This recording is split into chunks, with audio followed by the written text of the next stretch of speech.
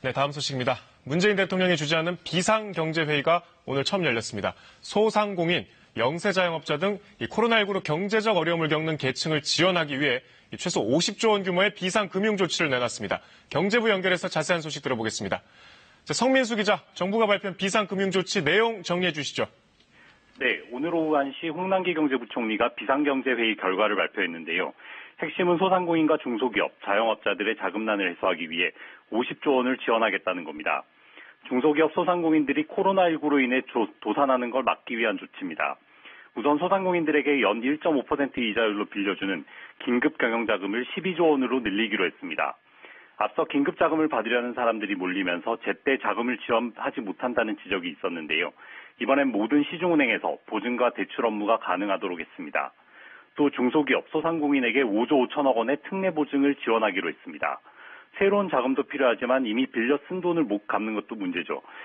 그래서 이에 대한 대책도 마련됐는데요. 먼저 중소기업 소상공인이 금융권에서 빌린 돈의 만기를 반년간 연장해주는 조치를 제2금융권 전체로 확대했습니다. 저축은행, 보험사, 신협, 새마을금고, 카드사 등에서 빌린 돈도 만기가 연장되는 겁니다. 장사가 안 돼 이자 갚기 힘든 경우에는 이자 납부도 6개월간 유예해주기로 했습니다. 연매출 1억 원 이하 상인들에게 5천만 원까지 대출금 전액을 보증해주는 프로그램도 나왔습니다. 금융위원회는 금융회사 창구에서 적극적으로 금융 지원을 한 경우 부실 대출 등에 대한 책임을 묻지 않겠다는 방침을 분명히 했습니다. 대출 심사 기준과 절차도 줄여서 필요한 때 도움을 줄 수 있게 현장 점검도 할 예정입니다. 한편 금융시장 안정을 위한 채권시장 안정펀드와 증권시장 안정기금도 조성하기로 하고 구체적인 내용은 조만간 발표하기로 했습니다. 정부는 코로나19로 인해 일자리를 잃거나 수입을 잃은 사람들에 대한 지원책도 마련하겠다면서 조만간 취약계층 지원 방안을 더 내놓겠다고 밝혔습니다.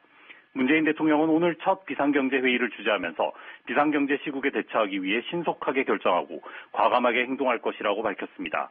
지금까지 경제부에서 전해드렸습니다.